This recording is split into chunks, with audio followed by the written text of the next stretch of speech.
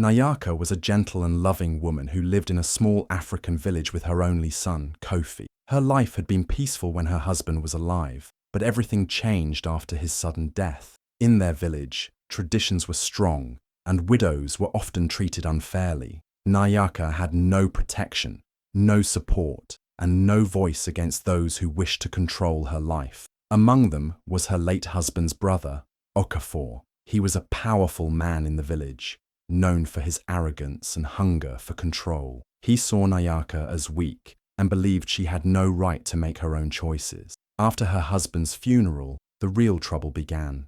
Okafor and his family refused to acknowledge Nyaka as an independent woman. They saw her as nothing more than a burden, or worse, as property. At first, the mistreatment was subtle, harsh words, cold looks, and whispers behind her back. But soon, it turned into open cruelty. They would take food from her home, blame her for misfortune, and remind her constantly that without a husband, she was nothing. Nyaka endured it all, holding on to the only thing that mattered to her, her son, Kofi. But Okafor had other plans. He believed that, according to their traditions, Nyaka should marry him. It wasn't about love, it was about power. If Nyaka married him, he would gain control over her, her home, and most importantly, Kofi. But Nyaka refused. She knew she had already lost too much, and she would not give up the last thing she had left, her freedom and her son.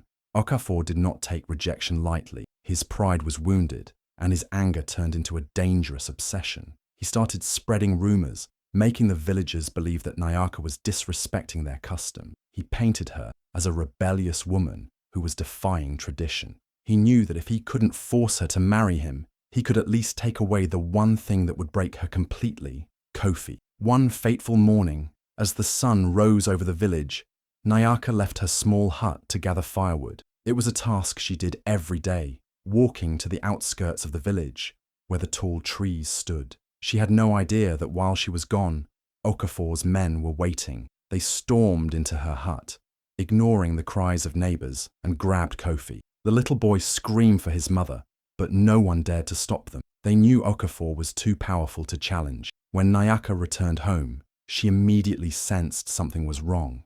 The hut was eerily silent. The mat where Kofi usually played was empty. Panic filled her chest as she rushed inside, calling his name, but there was no answer. Instead, a neighbor hesitantly stepped forward, fear in her eyes, and whispered, "They took him." Nyaka felt the ground disappear beneath her feet. Her heart pounded in her chest as she ran to Okafor's house, demanding to see her son. But Okafor stood at the entrance, arms crossed, a smirk on his face. "Kofi is better off with me," he said coldly. "A woman cannot raise a child alone." Tears streamed down Nyaka's face as she begged him to give her son back. She ran to the village elders, hoping for justice, but they only shook their heads. According to tradition, they said, a widow's child belonged to the father's family. They told her to accept her fate and move on. But Nyaka refused to accept this cruel fate. She knew she was alone, powerless against the village and its traditions. But deep in her heart, she also knew she could not give up. If the village would not help her, she had to find someone who would. With a broken heart, but a determined spirit, she turned away from the elders and walked out of the village, not knowing where she was going, only that she would not stop until she had her son back. Okafor had always been a man of power. He believed that everything should go according to his will, and when it didn't, he made sure to change that. In his mind, the village traditions were not just rules. They were weapons he could use to control others. One such tradition was okongnoa, an old law that forced a widow to marry her late husband's brother. For years it had ensured that property and lineage remained within the family. But for men like Okafor, it was more than just a custom. It was an opportunity to claim what they wanted, and what he wanted was Nyaka. He had decided from the moment his brother died that Nyaka would be his, not out of love, not out of kindness, but because it meant he would own her. He would control her home, her land, and most importantly, Kofi. He had made his offer soon after the funeral, speaking as if it were a gift. "It is our tradition," he had said with a smug smile. "You are my brother's widow. You belong to me now." But Nyaka had refused. She had looked him in the eyes, standing tall, despite the fear curling in her stomach, and said, I do not belong to anyone. It was the first time in his life that someone had dared to defy him, and Okafor had not taken it well. His smile had vanished, his jaw had tightened, and his hands had curled into fists. He had expected her to submit, to lower her head, and accept her fate like so many others before her. But Nayaka had turned her back on him and walked away. That was the moment Okafor decided she needed to be punished. No woman in the village had ever dared to disobey him, and he would not allow Nayaka to be the first. If she would not bow to him willingly, he would break her spirit until she had no choice. He started small, spreading whispers about her in the village. He told people she was disrespecting their customs, that she was ungrateful and foolish. The villagers, bound by their traditions, began to look at Nayaka differently. The women who once spoke to her now turned their backs. The men who once helped her now ignored her struggles. But that was not enough for Okafor. He wanted her to feel alone. He wanted her to understand that without a husband, she was nothing. He ordered his men to make her life difficult. They would steal from her garden, take her firewood, and spill her water pots. When she went to the market, the sellers would overcharge her or refuse to sell to her at all. And through it all, Okafor watched from a distance, waiting for the moment she would come crawling to him, begging for his protection. But Nayaka never came. She endured the humiliation, the hunger, and the loneliness, but she never gave in. She held on, not for herself, but for Kofi. As long as she had her son, she had a reason to keep fighting, and that only made Okafor angrier. If he could not break her through fear and isolation, he would take away the one thing she loved the most. If she would not be his, she would have nothing at all. He made his final move, one that would shatter Nayaka completely. He would take Kofi from her, and once she had lost everything, she would have no choice but to surrender. The plan was set, and soon Nayaka would learn just how cruel Okafor could be. The sun hung low in the sky as Nayaka made her way to the edge of the village, a woven basket balanced on her hip. Every day, she walked the same path to collect firewood, her only moment of peace in a world that seemed determined to break her. The villagers barely acknowledged her as she passed. They had turned away from her long ago, whispering behind her back, convinced that her refusal to marry Okafor was a curse upon herself. But Nayaka didn't care about their stares or their silence. All she cared about was Kofi, her only son, the one reason she kept going. She had told him to stay inside, knowing the village was no longer a safe place for either of them. Back at her small hut, shadows lurked. Okafor's men had been waiting for this moment. They moved quickly, their footsteps light against the dry earth. The wooden door creaked as they pushed it open, and Kofi, just a small boy, looked up with wide, frightened eyes. He didn't understand what was happening, but he knew these men. He'd seen them before, men who spoke in hushed voices around Okafor, men who looked at his mother with cruel smirks. Before he could run, rough hands grabbed him, lifting him off the ground. He screamed for his mother, his tiny fists pounding against their arms. But it didn't matter. No one came to help. No one stopped them. They carried him away, his cries fading into the distance as the door swung shut behind them. By the time Nayaka returned, the air felt different, too still, too quiet. The moment she stepped into her home, she felt it, an emptiness that made her chest tighten. "Kofi!" Her voice trembled as she called for him. No answer. She dropped the firewood and rushed inside, her eyes scanning the small space. The mat where he usually sat was empty. The bowl he had been eating from was knocked over. A cold dread filled her as she turned, her heart pounding against her ribs. A neighbor stood outside, hesitant, her face filled with pity and fear. "They took him," she finally whispered. Okafor's men. The world around Nayaka collapsed. Her breath caught in her throat, and for a moment she couldn't move. Then, as if something inside her snapped, she ran. She ran past the huts, past the market, her feet barely touching the ground as she reached Okafor's house. She didn't care about the people staring, about the ones who whispered, about the ones who shook their heads. She only cared about her son. She banged on the door, her voice raw with desperation. "Give him back! He's my son!" The door opened slowly, and there stood Okafor, his face calm. His arms crossed over his chest. "He is where he belongs," he said simply, his voice void of any emotion. "A woman cannot raise a child alone. He needs a real family." Nayaka's hands trembled as she clenched her fists. "I am his family." Okafor tilted his head, amusement flickering in his eyes. "You had your chance. You chose to defy tradition. Now you will live with the consequences." Tears burned in Nayaka's eyes, but she refused to let them fall. She turned and ran again, this time towards the elders' hut. They were the only ones who could overrule Okafor. They had to listen. They had to understand. Inside, the village elders sat in a circle, their faces stern as she fell to her knees before them. "Please," she begged, her voice cracking. "They took my son. I need him back." The eldest among them sighed, shaking his head. "Nayaka, you know the laws. A widow's child belongs to the father's family." Her heart shattered. She looked at them, desperate, searching their faces for any sign of compassion. "But I am his mother." The elder's expression remained cold. "And Okafor is his father's brother. He has the right to raise him." Nayaka's world spun. They weren't going to help her. No one was. She had lost. She had lost the only thing that mattered. A choked sob escaped her lips as she stumbled back, her vision blurred with tears. As she stepped out of the elder's hut, the village felt different. It wasn't her home anymore. It was a place that had stolen her son, a place that had betrayed her. But deep inside, beneath the grief, beneath the despair, a fire began to burn. They thought they had won. They thought she would give up, but they were wrong. Nayaka had lost everything, but that only meant she had nothing left to lose, and she would not stop until she had Kofi back. Nayaka knelt before the village elders, her hands shaking as she clutched the dust-covered floor beneath her. Her chest rose and fell in uneven breaths, her heart hammering so hard she thought it might burst. The hut was dimly lit, the air thick with the scent of burning wood.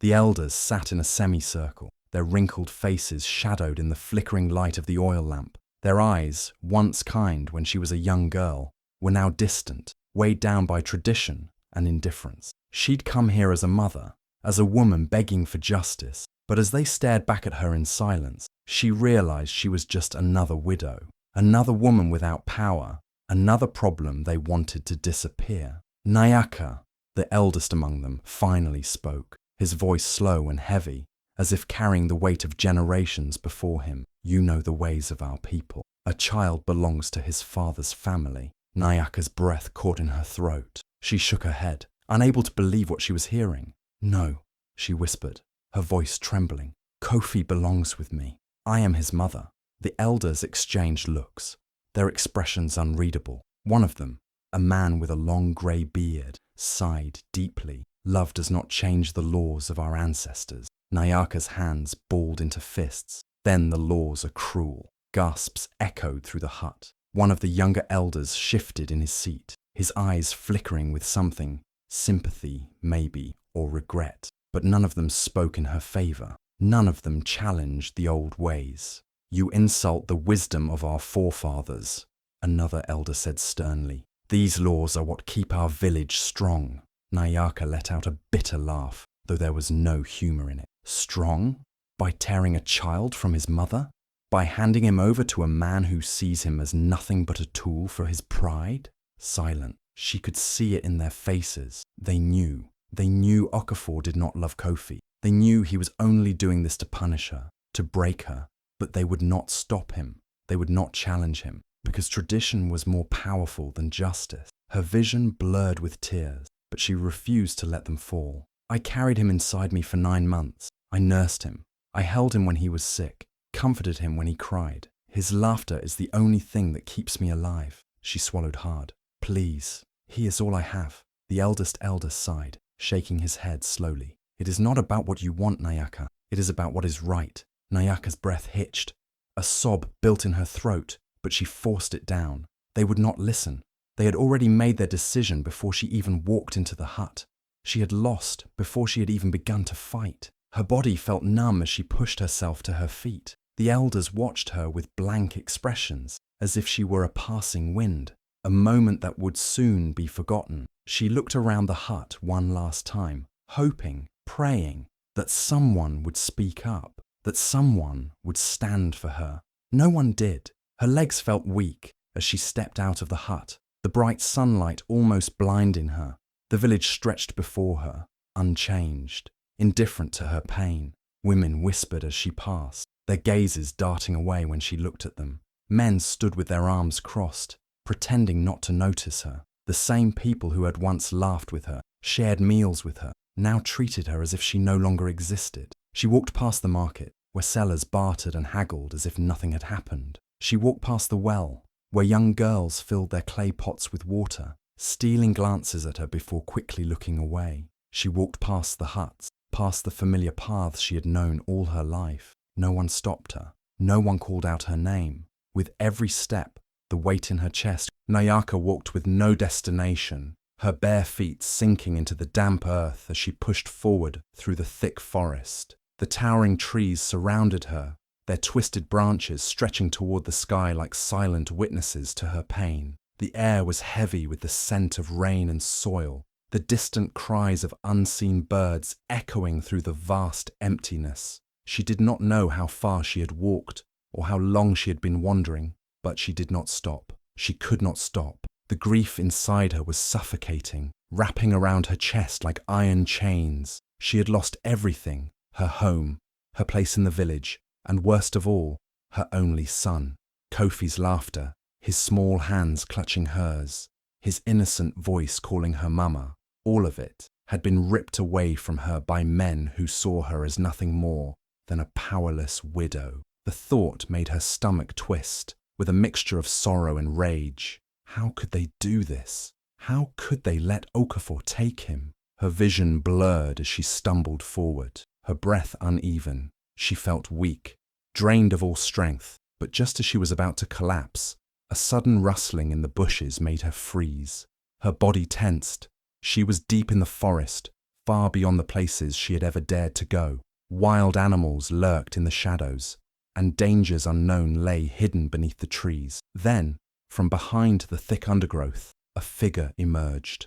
A tall man stood before her, his dark skin gleaming under the slivers of sunlight filtering through the leaves.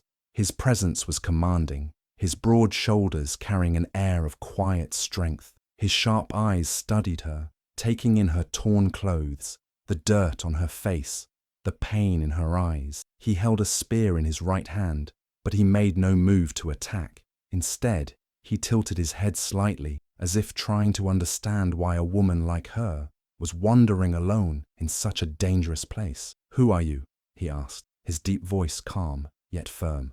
Nayaka swallowed hard, her body still trembling from exhaustion. Her voice cracked, and she struggled to find the words.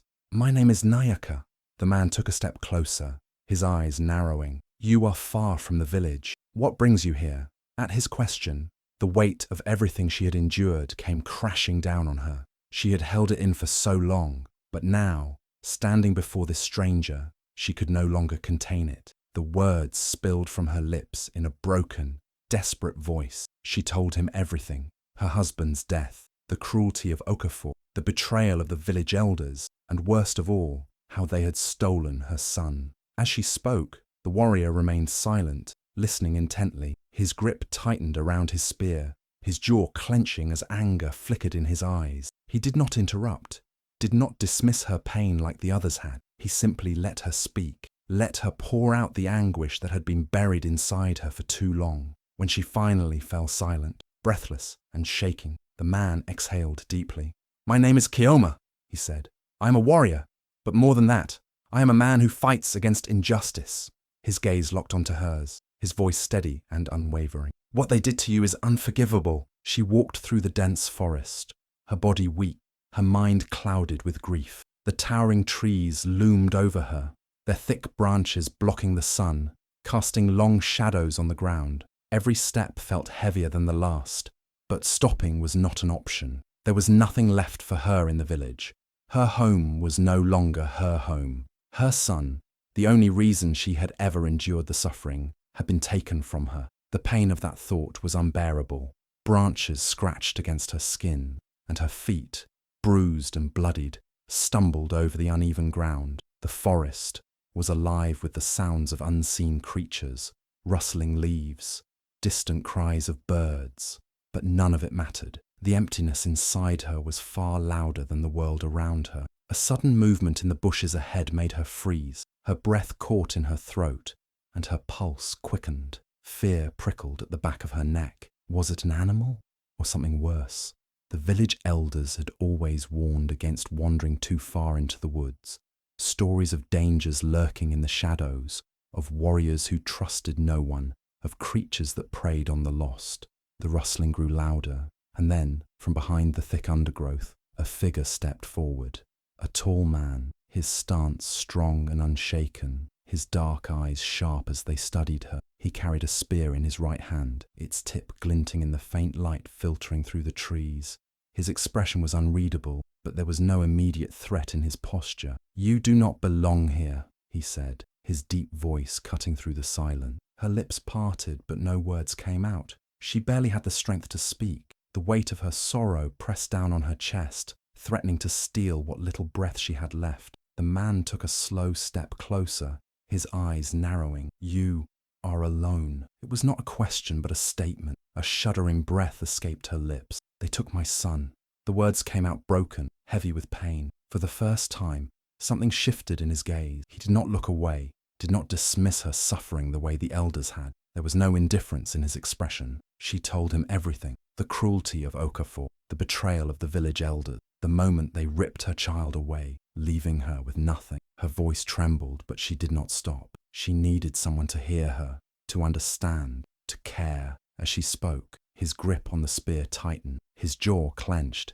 He remained silent, letting her finish, letting her pour out the pain she had carried alone for too long. When the last word left her lips, he exhaled sharply, his expression dark with anger. "No mother should be forced to endure this," he said, his voice firm. "No child should be taken from the arms that love him." A lump formed in her throat. She had expected pity, maybe even silence.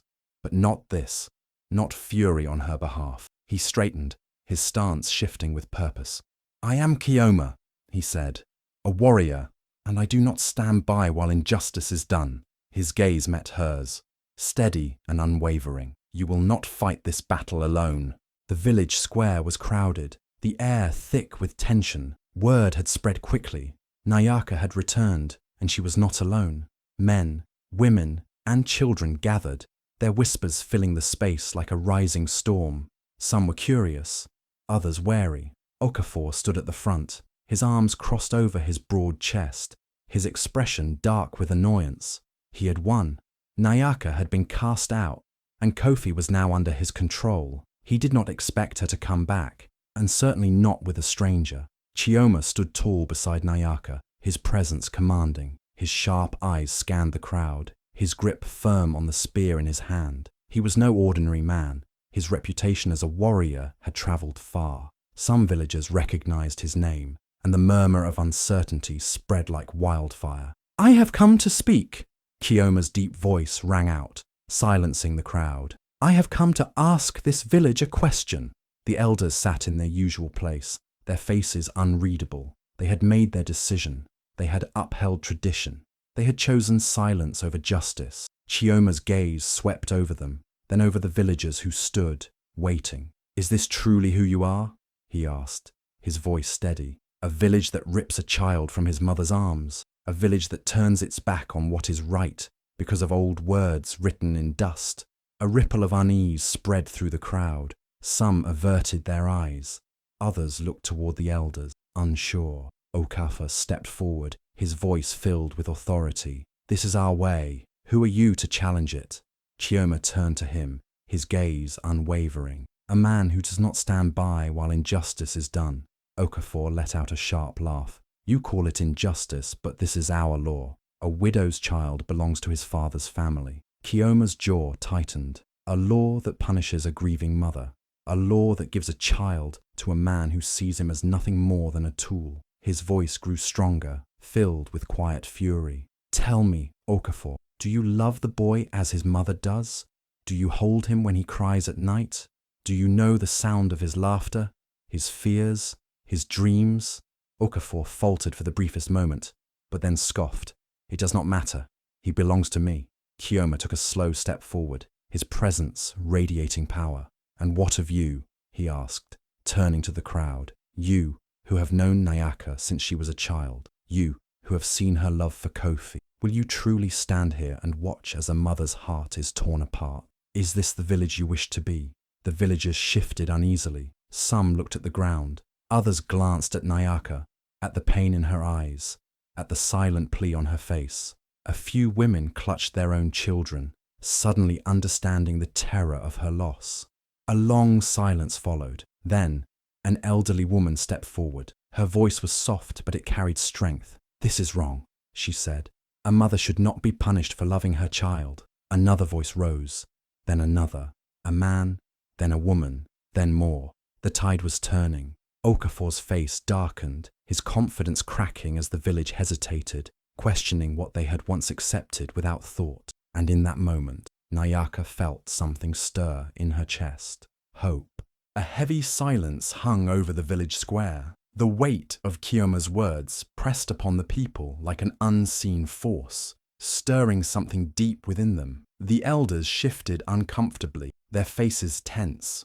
Okafor stood rigid, his jaw clenched, his confidence shaken. But the villagers, the ones who had watched Nayaka grow, who had seen her cradle Kofi with all the love in the world, were no longer silent. A murmur ran through the crowd, soft at first, then rising like a wave. Mothers held their children closer, imagining the unbearable pain of losing them. Fathers exchanged uneasy glances, realizing that the same tradition they upheld today could one day steal their own daughters' children from them. Young men and women, who had never dared to question the laws of their ancestors, found themselves seeing the truth for the first time. An elderly woman, her back bent with age, took a step forward. Her voice, though cracked with time, was steady. "I have lived many years," she said. "I have seen the way a mother loves her child. No law should take that away." A man beside her nodded. "Nayaka is not just a widow. She is a mother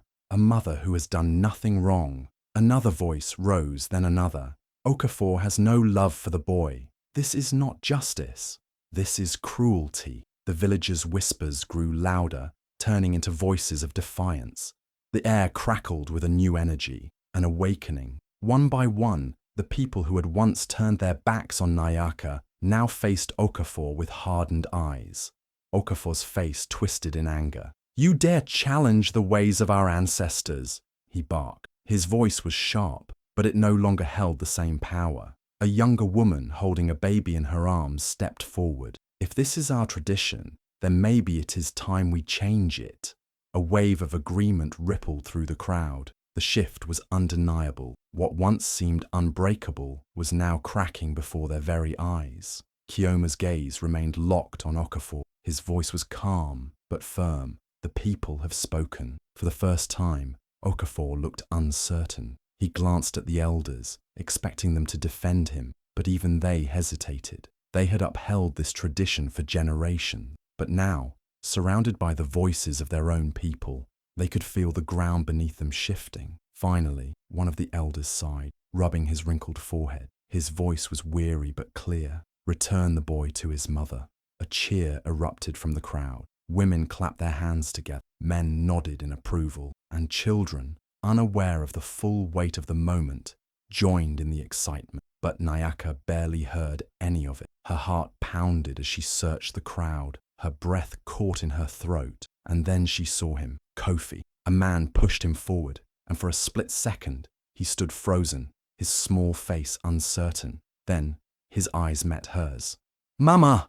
Nayaka fell to her knees, arms wide open, as Kofi ran into them, burying his face in her shoulder. She held him tightly, sobbing into his hair, feeling his little arms wrap around her, just as they always had. For the first time in what felt like forever, she could breathe again.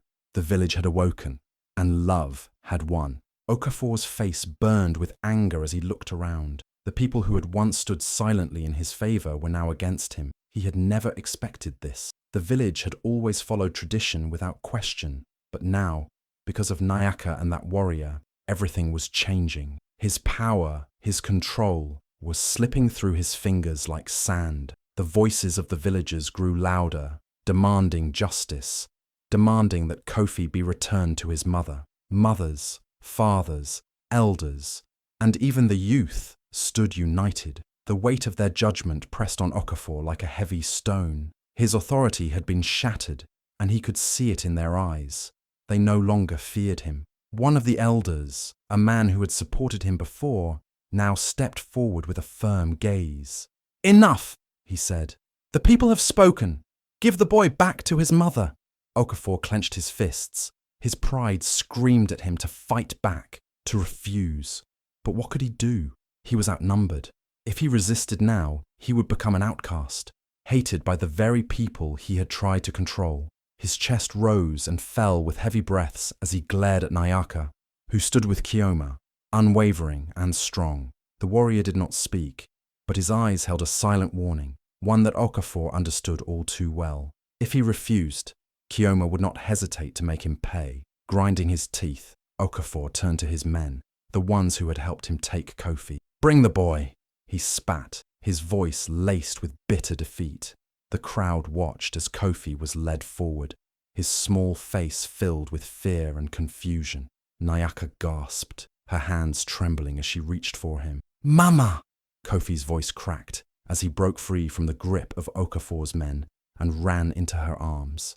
Nyaka dropped to her knees, holding him so tightly as if she were afraid he might disappear again. Tears streamed down her face, her body shaking with relief. The villagers watched, their hearts heavy with guilt. How had they allowed this to happen? How had they stood by while a mother was torn from her child? They had followed the old ways blindly, never stopping to question whether they were right or wrong. But now, as they saw Nyaka weep with both sorrow and joy, they understood. An elderly woman stepped forward, her voice soft but firm. "We have made a mistake," she turned to the elders. "We cannot let this happen again." Murmurs of agreement spread through the crowd. Another man spoke up. No mother should ever be forced to give up her child because of tradition. "This must change," a woman added. "No more suffering." The elders exchanged looks, their faces filled with deep thought. Finally, one of them nodded. "The laws of our ancestors were made to guide us," he said, "but they should not cause harm.